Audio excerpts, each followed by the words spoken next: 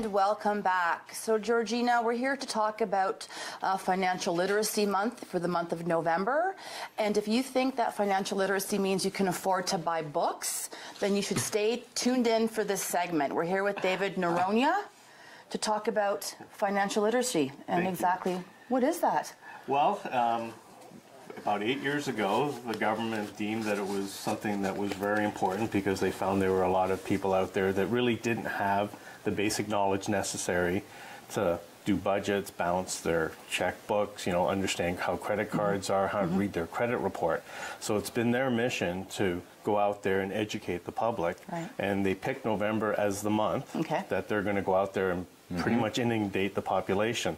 So we've been trying to assist in that program by offering our services out to say, if you need help understanding this stuff, we can do that for you. So for the last 8 years, we've been out in the community talking to various groups, employers, chambers of commerce, things like that, just to give them the basic information.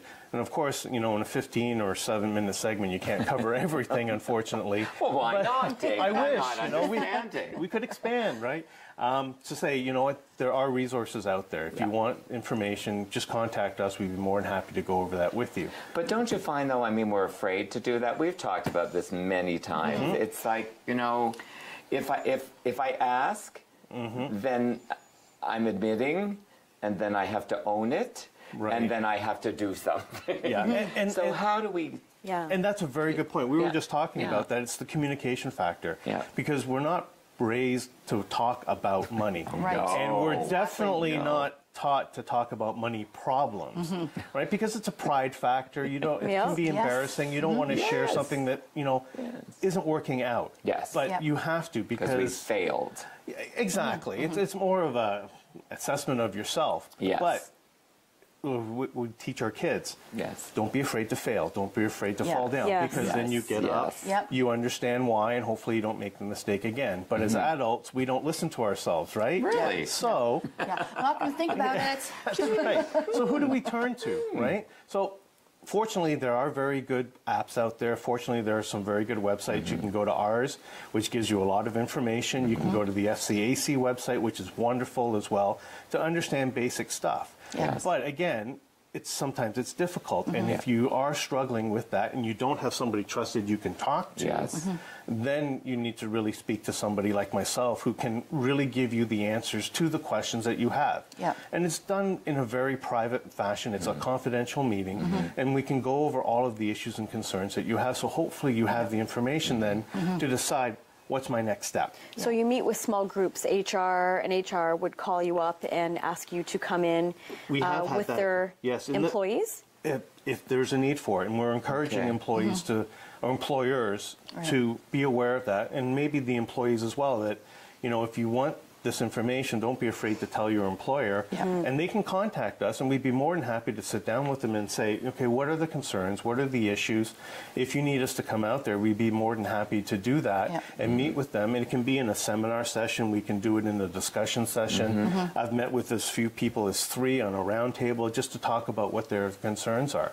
And here's the best part about all of that. We don't charge for that service. Which is key, because the last thing, if you're struggling financially, is to, yes, I know you can help me, but where am I going to find that money to do that? So is November, is there a reason why it's November versus... You'd have to ask the FCAC that. Okay. It's before our RSP time. And Christmas maybe. I remember way back, years and years ago, my intro to not-for-profit, the Royal Bank, a Royal Trust back then, managed the corporate RSPs. So they would send someone in to talk to those of us who were making absolutely no money at all about how much we should be contributing.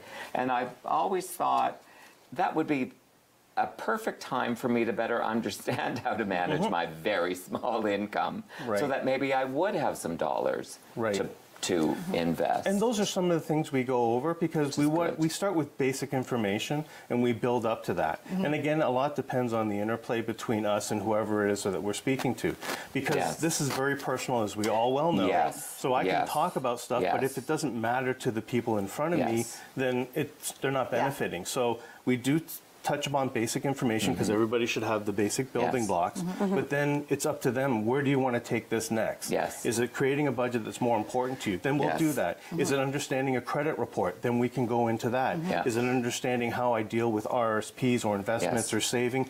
We can talk about that. And then my favorite one is we can talk about how you teach your children this information because that's where I think the system breaks down and falls down. Is because kids aren't learning this and they're not building upon it. Because I'm all about understanding it now and then building on that and creating the good habits on how to deal with money and how to manage that sort of information. Yeah, exactly. And when a crisis to you finish sort of your education, you go out into the world, and this really key vital part of commerce and how we get through life, we don't understand or have the skills to be able to accomplish that properly. Like, oops. My favorite moment on that is when somebody goes out to work for the very first time and they get their first paycheck and they realize they're not getting all of it. Right? And they look at it and they go, oh my goodness, they're taking money off for this, this, and this. That's and now you understand, right? I think they should be teaching it at home. At home, I know I was fortunate enough at a young age where my parents were in business and I was able to get a hold of that. I want that in public schools. Yes, and that's a good place to start. We're going to have you back. I was always happy to be back. So much. Pleased to see you, David. It's always Thank a pleasure. You so much. Thank you again. Absolutely. It's so informative.